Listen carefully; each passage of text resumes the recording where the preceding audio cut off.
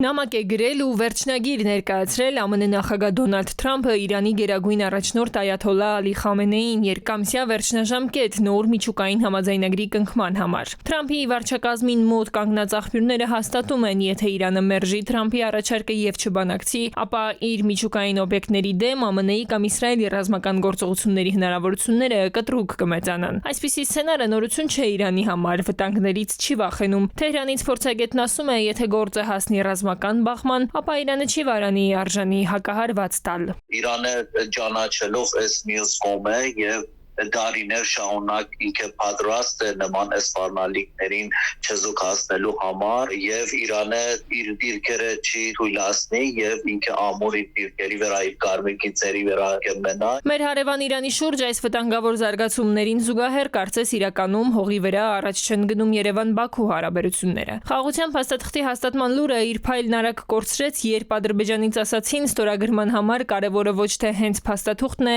այլ նախապայմանները, որոնք Հայաստանը պիտի կատարի, մյուս կողմից սկսեցին ստեր տարածել, թե Հայաստանը կրակում է սահմանին։ Բացահայտ սուտը հերքեցին մեր երկրում եվրոպական դիտորդները, հետո վարչապետի աշխատակազմը հայտարարություն տարածեց, որ մեր զինված ուժերը կրակելու հրաման չունեն, հավելեցին խաղաղության օրակարգին մնում ենք հավատարիմ, նաև պատրաստ ենք Ադրբեջանը Նախիջևանի ինքնավար հանրապետությանը կապող ճանապարհ տրամադրել։ Այսօր էլ Նիկոլ Փաշինյանը Facebook-ում նոր առաջարկ արեց Իլհամ Ալիևին։ Հայաստանի եւ Ադրբեջանի միջև խաղաղության համաձայնագրի նախագիծը համաձայնեցված է եւ սպասում է ստորագրման։ Ադրբեջանի նախագահ Իլհամ Ալիևին առաջարկում եմ սկսել խորհրդակցություններ Հայաստանի եւ Ադրբեջանի միջև խաղաղության համաձայնագրի համաձայնեցված նախագծի ստորագրման շուրջ։ Պաշտոնական Հայաստանը շտապում է, նույնը դժվար է ասել Ադրբեջանի մասին, Ալիևը դեռ ժամանակ է ձգում մտքից չի անում Զանգեզուրի միջանցք կոչվածը։ Իդեպ, այստեղ Ադրբեջանի լուրջ հակառակորդը Իրանն է, որը կարող է ամերիկյան սցենարով Ադրբեջանի բարեկամ Իսրայելի հետ հակամարտության ճակատ ունենալ։ Այստեղ էլ ըստ քաղաքագետի պարզ է, կշահեն մեր հարևանները։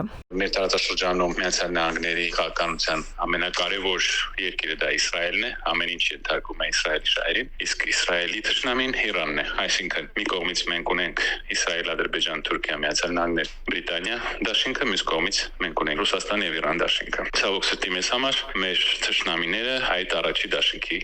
մաս են կազմում։ Եթե պարզ ասենք, ապա Իրանը հնարավոր հարձակման դեպքում ստիպված կլինի կռվել մի քանի թշնամու դեմ ու որպես տարածաշրջանային խաղացող չի կարող որևէ սաստման մեխանիզմ գործի դնել Ադրբեջանի նկատմամբ։ Բացված պատուհանը կարող է օգտագործել Ալիևը, ինչի համար էլ հող նախապատրաստում է նաև հիմա։ Իրանը այն վերջի պետությունն է, որը դեռ դիմադրում է Իսրայելի էքսպանսիային մեր ռեգիոնում։ Եվ եթե դա լինի, կամ դրանից առաջ, կամ դրանից հետո, Ադրբեջանը կարող է ուժ գործածել, դա բարենպաստ իրավիճակ կստեղծի Ադրբեջանի համար հարձակվել Զանգեզուրի վրա։ Աշխարհաքաղաքական այս պայմաններում դժվար է ասել ինչ հաշվարկներ ունի Հայաստանի իշխանությունը, երբ օրը մի քանի անգամ է Ալիևին հրավիրում խաղաղության պայմանագիր ստորագրելու, եւ ինչ հաշվարկներ ունի Ծավալապաշտ Ալիևը, որի խոսքում միայն սպառնալիք ու մերժում է պահանջներ ու սուտ, համագործակցության զրո տարկա ու ինչպես ինքն է ասում, զրոյական վստահություն Հայաստանի նկատմամբ։ Տիգրան Գուրգենյան, ժամը լրատվական։